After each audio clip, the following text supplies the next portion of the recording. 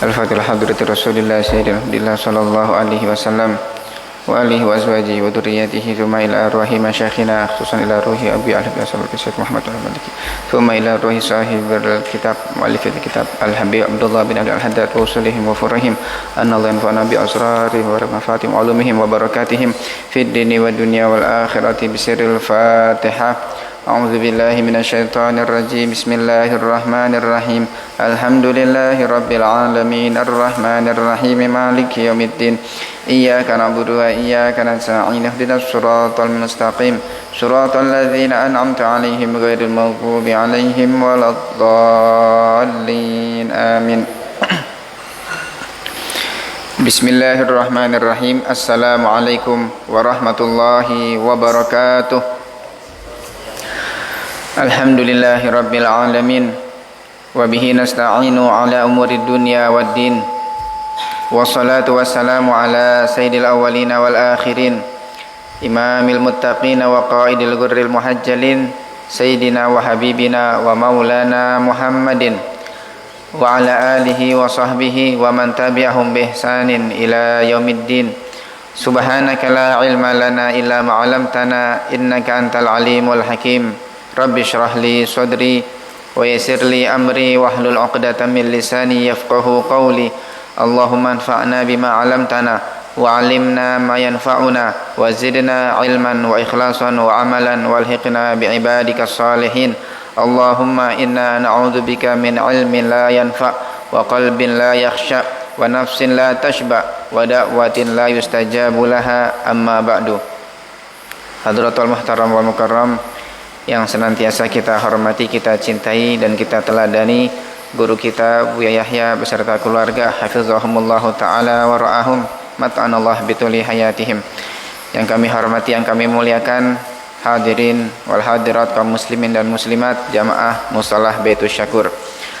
Alhamdulillah kita bersyukur kepada Allah Subhanahu wa taala yang senantiasa memberikan kepada kita nikmat sehat, nikmat panjang umur. Dan tentunya Allah masih memudahkan kita semuanya untuk bisa hadir di tempat yang mulia ini, di majelis ilmu ini, bersama-sama kita kembali belajar bersama Al-Habib Abdullah bin Alawi Al-Haddad dengan kitabnya An-Nasaihud Diniyah wal Wasaya Al-Imaniyah.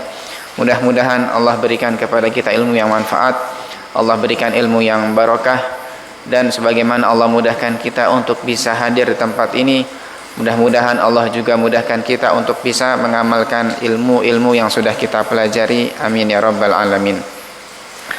Hadirin kaum muslimin, para ikhwan jamaah Mushalah Baitus Syakur yang dimuliakan Allah. Majelis kita malam hari ini alhamdulillah bertepatan dengan malam 27 Rajab, malam di mana di Isra Mi'rajkan Nabi Muhammad sallallahu alaihi wasallam.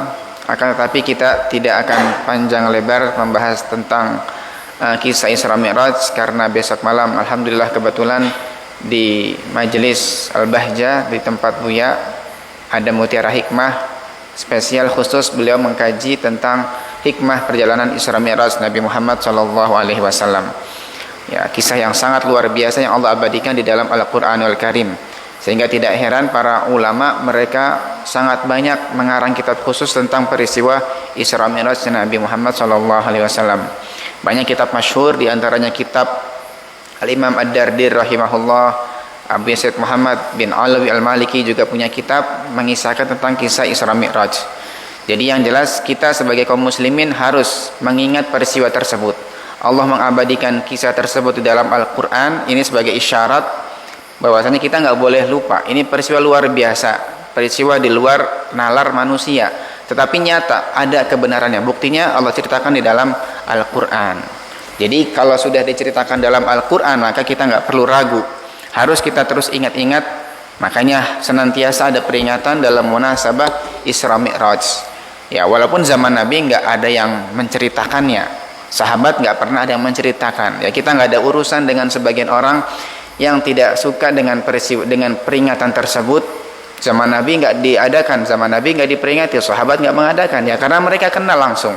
Mereka sudah jelas-jelas tahu peristiwa tersebut karena langsung disampaikan oleh Rasulullah SAW. Ya, kita nggak perlu cerita zaman Nabi apakah ada atau tidak peringatan tersebut, nggak usah. Al-Quran sudah sangat jelas menceritakan kisah perjalanan tersebut, kisah Isra lalu Mi'rajnya diceritakan di dalam hadisnya Nabi SAW. Baik, langsung kita kembali dengan nasihat Imam Haddad. Bismillahirrahmanirrahim. Qala al-musannif rahimahullah ta'ala, nafa'anallah bihi wa bi'ulumihi wa bi asrarihi fid daraini, ila an qala wa badir wa la tusawwif fa inna taswifa syarrun wal insana mu'arradun li afatin wa syawagila katsiratin. Masih tentang nasihat tulul umur, hikmah atau nikmat dari panjang umur. Imam Haddad mengatakan, wabadir wala tusawwif, bersegeralah kamu bergegas dan jangan kamu menunda-nunda. Fa inna taswifa syarrun, karena sesungguhnya menunda-nunda adalah kejelekan, keburukan. Ini menunda kebaikan. Jadi hal baik jangan suka ditunda-tunda. Kenapa? Wal insana mu'aradun li afatin wa syawagil katsiratin.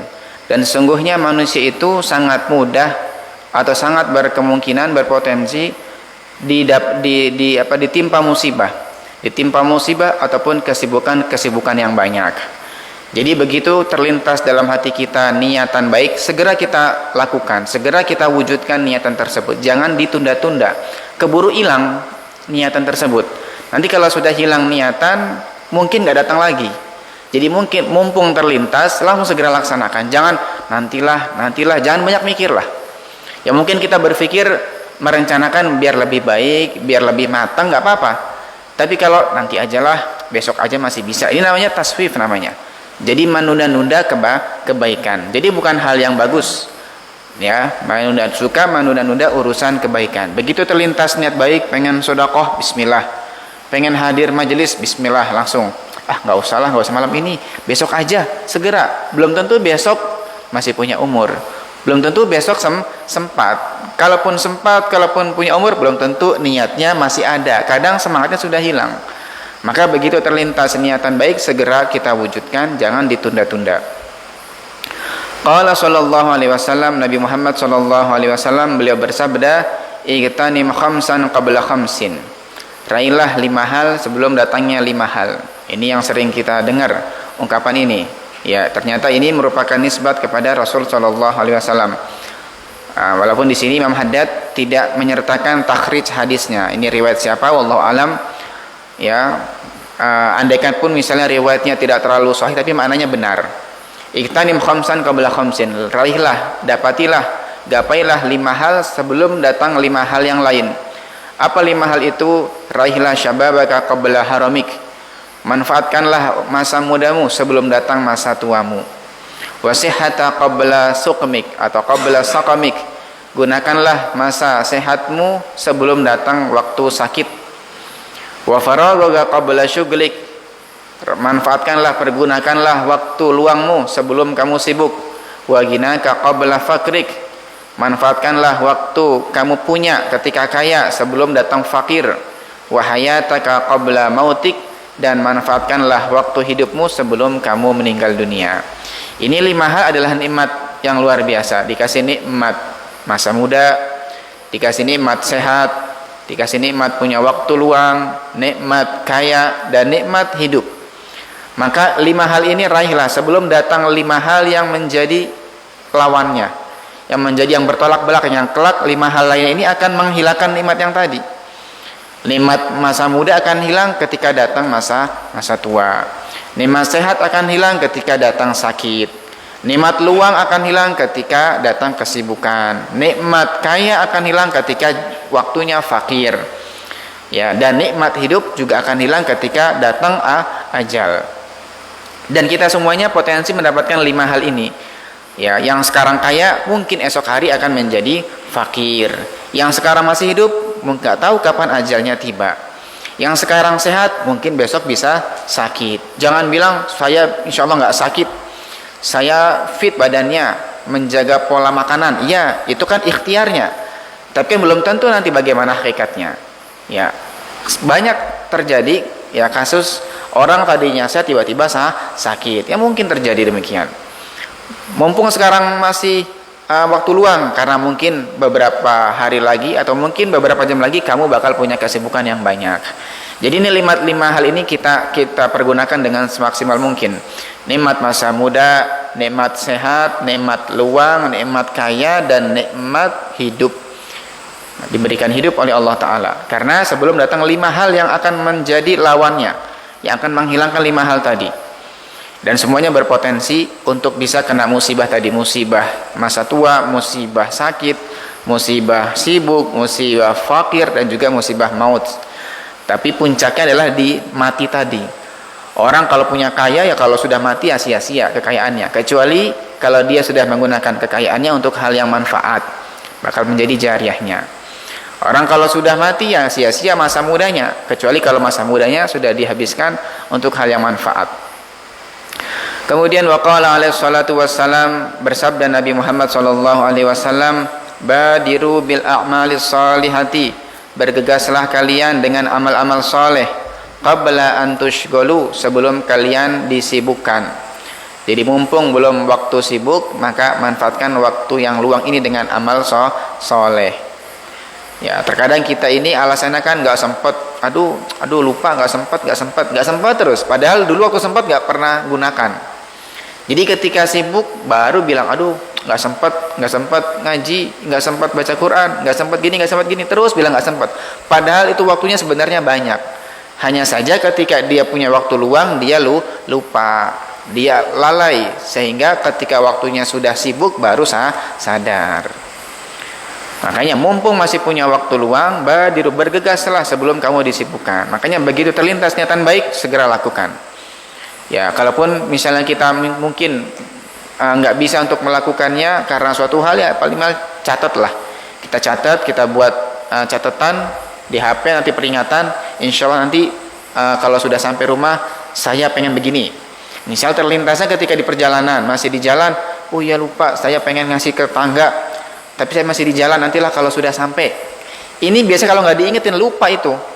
Jadi begitu sampai lupa, setan melupakan hingga nggak jadi ngasih tetangga lagi.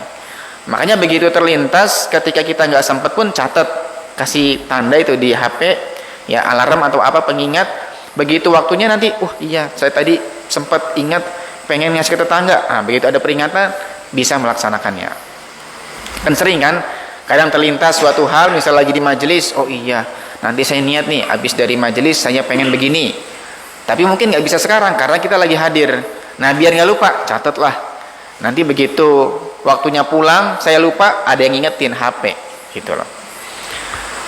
Jadi badiru bil a'mali sholihati qabla an tushghalu, bergegaslah dengan amal soleh sebelum kamu disibukkan. Wasilul ladzi bainakum wa baina rabbikum bikathrati dzikrikum lahu, dan sambunglah alladzi bainakum, hal yang antara kamu dengan Tuhanmu, bikathrati dzikrikum lahu, dengan memperbanyak mengingatnya. Jadi artinya selain kita bergegas dengan amal soleh sebelum sibuk, ya urusan kita dengan Allah juga dibenahilah. Jadi urusan sholatnya, urusan kewajiban, ya ini dibenahi lagi. Kemudian waqala alaihi salatu wassalam, bersabda Nabi Muhammad sallallahu alaihi wasallam, ni'matani magmunun fihi ma katsirun minan nasi, as-sihhatu wal faragu. Dua nikmat yang banyak orang terlalaikan. Dari dua nikmat tersebut yaitu as-sihhatu wal farag, nikmat sehat dan nikmat waktu luang. Ini nikmat penting bagi kita. Setiap manusia pasti punya. Sefakir-fakirnya dia pasti punya dua nikmat ini, nikmat sehat, nikmat farag. Jadi nggak ada manusia nggak punya dua nikmat ini, semuanya punya. Mau dia pejabat, mau orang biasa, mau dia orang alim, orang biasa, pasti punya. Mungkin kalau nikmat jabatan hanya sebagian orang yang diberikan. Ya, nikmat kaya mungkin sebagian orang yang diberikan nikmat kekayaan. Nikmat ilmu hanya sebagian orang. Tapi kalau nikmat sehat, nikmat waktu luang, semuanya pasti punya. Walaupun yang sekarang sakit sudah lama, kan dulunya pernah sempat sehat. Artinya ini nikmat semuanya pasti punya. Nikmat sehat dan nikmat luang, semuanya punya. Maka, tapi ternyata nikmat dua ini yang semuanya orang memilikinya, banyak orang melalaikannya.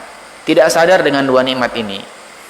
Ya, tadi kan disebutkan ada 5 yang nikmat kaya, nikmat waktu luang, ya kan, yang 5 hal ke 5 hal.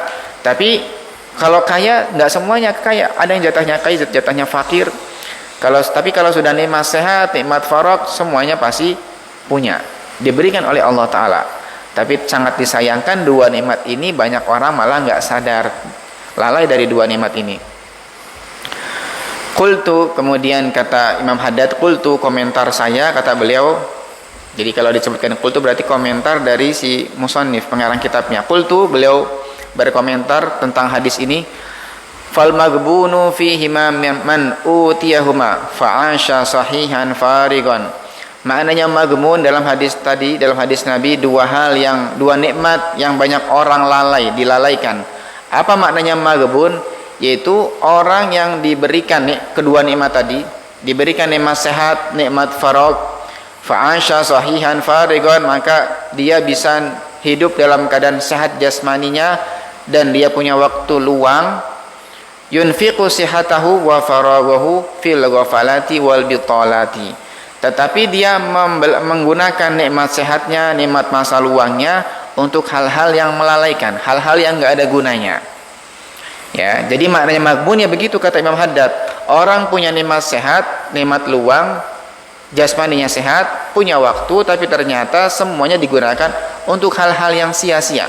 Bukan maksiat ini, hal bitolat, ghafalat, hal yang nggak ada gunanya lah, nggak ada manfaatnya, nggak ada manfaat baik kembali kepada akhiratnya ataupun kepada dunianya. Ya kalau kepada dunia kan masih mending. Ya, orang yang sehat, punya luang, kemudian dia berbisnis, yang mendingan lah, ada manfaatnya lah, walaupun nanti juga sebenarnya salah. Ya, andaikan orang yang dia misalnya gunakan waktu luangnya untuk bisnis, lalu bisnisnya nanti keuntungan digunakan untuk penopang akhirat, ini lebih bagus lagi. Tapi mendingan lah daripada orang punya waktu luang digunakan sia-sia. Mabar namanya, mabar ya, mabar kan? Sekarang, mabar ini sia-sia, bitolat, ghafalat, nggak ada gunanya. Waktu habis sejam, 2 jam, setengah, nggak ada gunanya. Sehari 2 hari. Ini kalau dikalkulasikan, kalau orang pandai hitung-hitungan, ya rugi itu. Dari mulai lulus SD, SMP sampai SMA berapa tahun? 6 tahun. Setahunnya 365 hari. Mungkin ada yang 366 hari. Kalau misalnya satu hari saya gunakan 5 jam aja buat main HP, ngegame, ini paling kurang, insya Allah kurang 5 jam.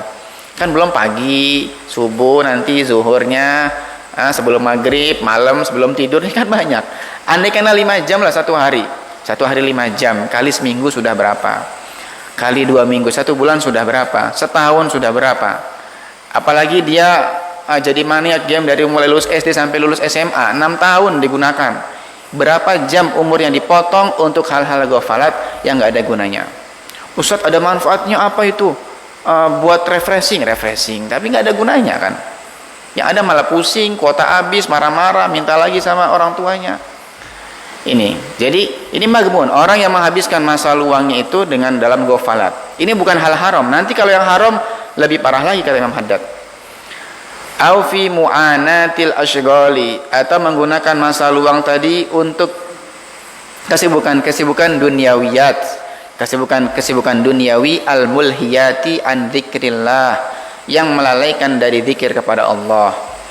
Jadi melalaikan dari zikir, ini juga rugi dia.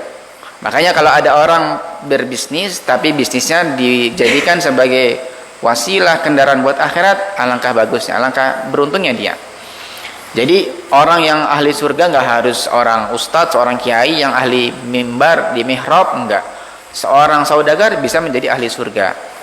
Ya enggak semua saudagar kan kayak Qarun yang menggunakan kehartanya buat sombong-sombongan, pamer, kan enggak. Ada saudagar yang masya Allah tawadhu, dia menghabiskan duitnya untuk bangun pondok misalnya, kan banyak. Bahkan mungkin bisa jadi dia surganya lebih tinggi ketimbang seorang kiainya. Tergantung niat masing-masing di antara mereka. Ya, jadi andaikan ahli dunia ketika berbisnis juga mereka bisa menggunakan keuntungan dia untuk hal akhirat, maka sangat beruntung sekali. Yang rugi sudah dia terjun dalam urusan dunia, melalaikan dari zikir Allah, kemudian keuntungannya hanya dinikmati untuk dirinya sendiri. Habis, umurnya habis untuk nikmat diri, nggak ada gunanya. Semua berakhirnya ya kembalinya ke hammam semuanya kan. Dia cari sana sini buat makan, ujungnya kembali ke kamar mandi. Ujung-ujungnya nanti dia cari keuntungan macam-macam, ternyata ujung-ujungnya rusaklah, ke bawah banjir lah.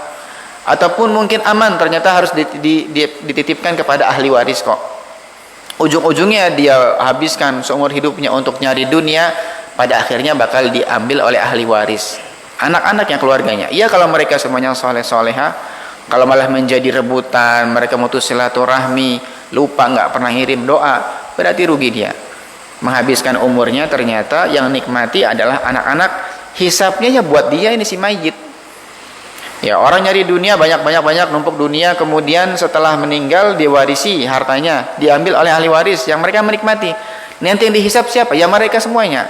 Yang dulu nyari dunia juga dihisap, yang ahli waris juga dihisap. Ya, tapi rugi kan berarti yang nyari dunia, dia yang capek, tapi dia yang kena hisap nanti dia yaumil qiyamah.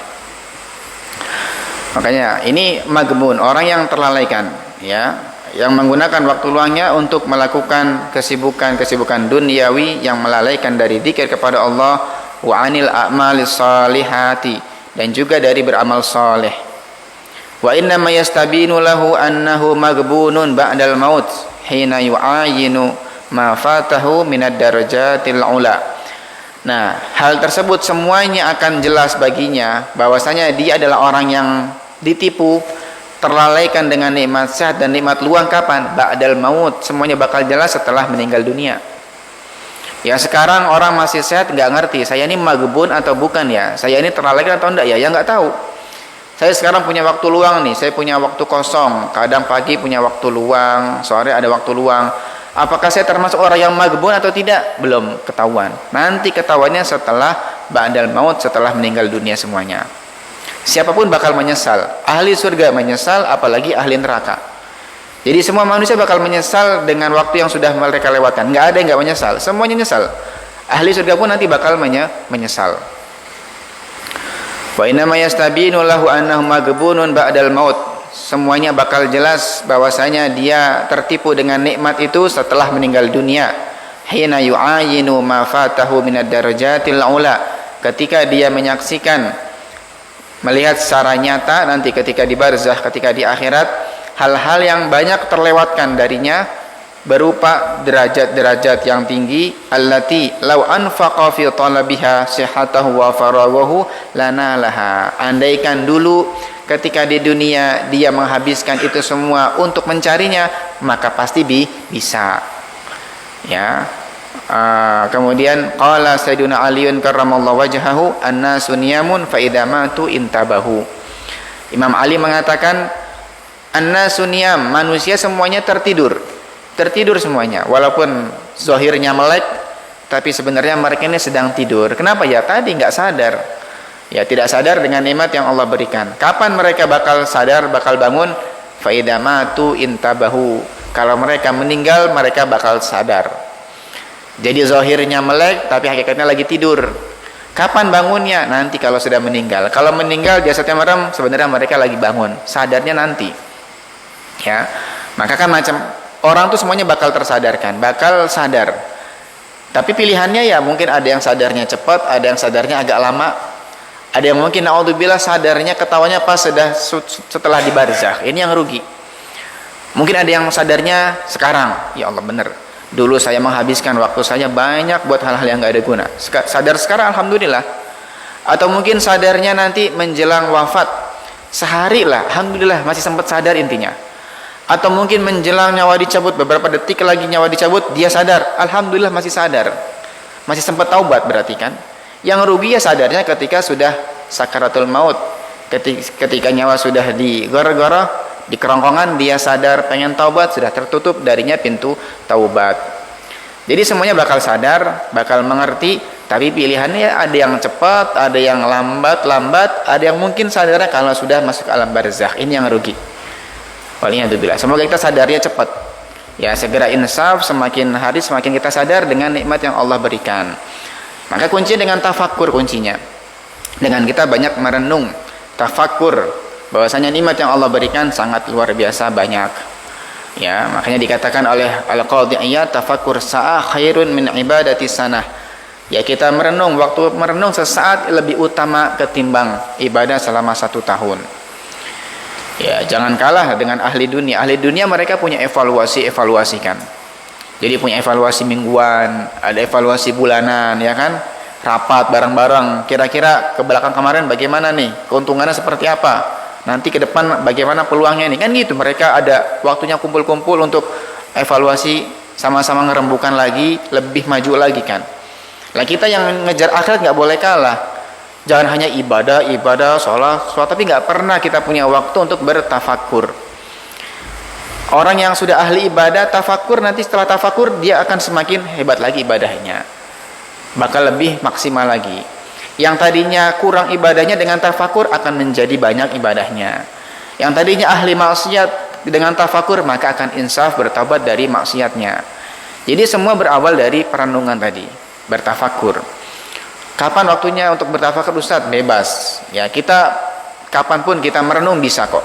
Mau sebelum tidur, mau di sepertiga malam terakhir ketika qiyamul lail, mau waktu ketika, ya harus pokoknya punya tiap harinya waktu yang kita sempatkan untuk merenung diri kita.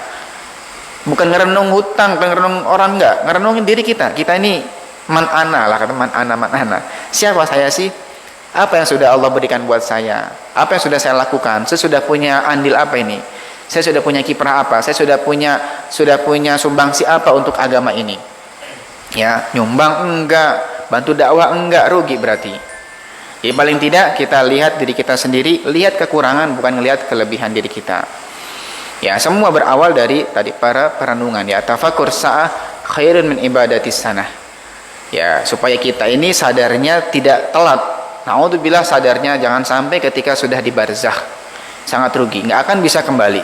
Selama kita masih di dunia, sadarnya mau besok, mau tahun depan, mau ketika menjelang ajal, nggak masalah. Yang penting masih sadar di dunia, alhamdulillah. Tapi kita nggak pengen sadarnya telat, kita pengen sadar dari sekarang. Insaf kita sadar, sehingga kita semakin hari semakin lebih baik lagi. Ya, jangan sampai hari esok ternyata lebih buruk ketimbang hari kemarin. Kan dikatakan man kana yaumuhu khairan min amsih fahuwa rabih. Barang siapa orang yang hari ini lebih baik ketimbang hari kemarin, maksudnya hari ini kalau saya renung-renungi, saya alhamdulillah lebih baik lagi, saya ada peningkatan.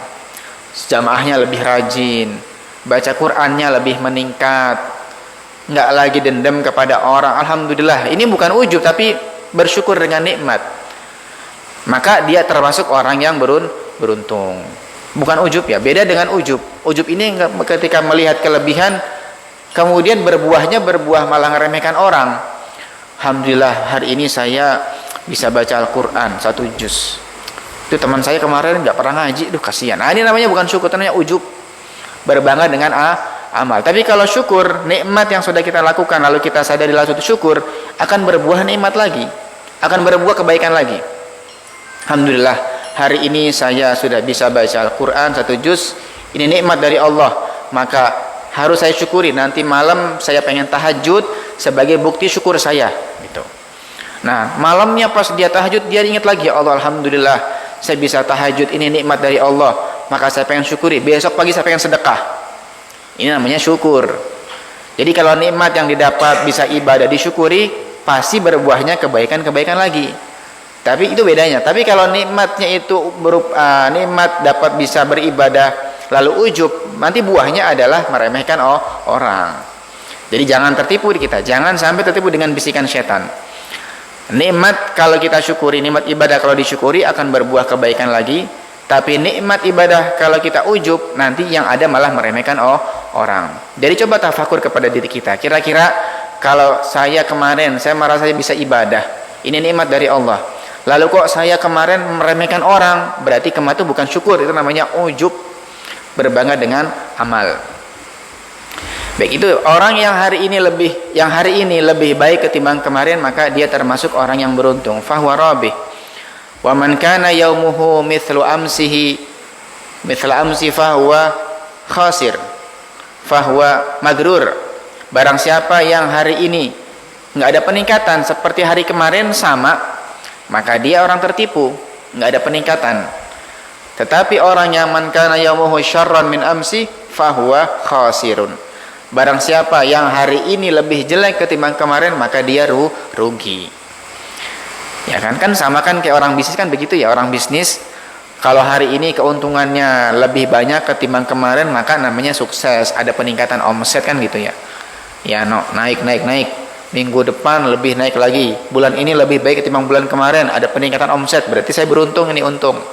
Tapi kalau datar standar, bulan ini omsetnya sama kayak bulan kemarin, wah berarti rugi. Berarti tertipu dia, nggak ada peningkatan. Ada yang salah berarti. Tapi kalau bulan ini kok keuntungan lebih sedikit ketimbang bulan kemarin, berarti namanya rugi. Modalnya kepake berarti kan.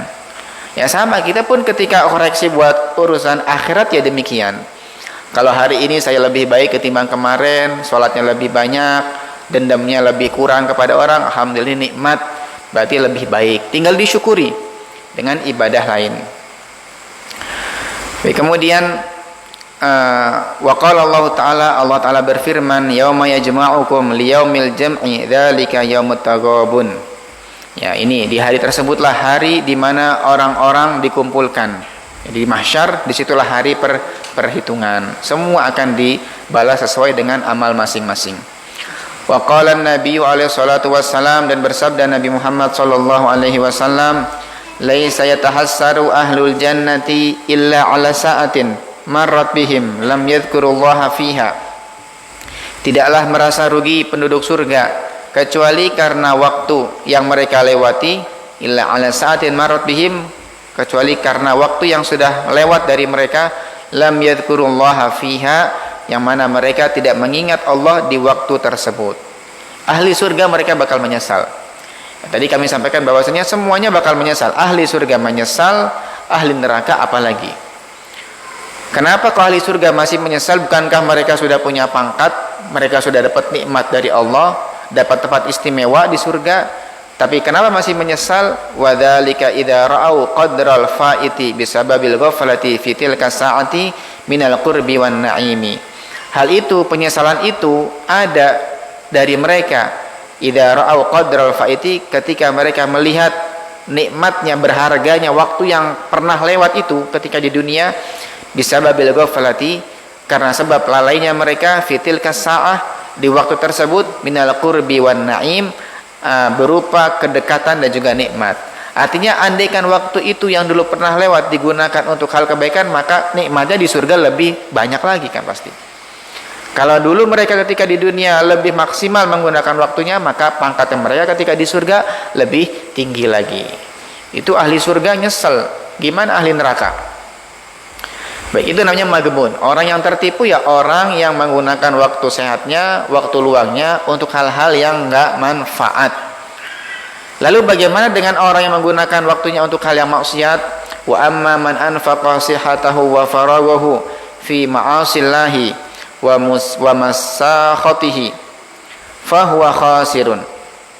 Adapun orang yang menggunakan sehatnya, waktu luangnya di dalam maksiat kepada Allah, wa masakhatihi, ataupun menggunakan waktu sehatnya, waktu luangnya untuk mencari murka Allah, fahuwa khasirun, maka dia adalah orang yang rugi. Bukan tertipu, dia orang yang rugi.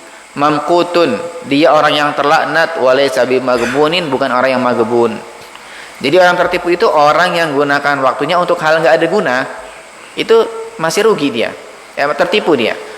Yang parah lagi adalah orang yang menggunakan waktunya untuk maksiat, lebih celaka lagi.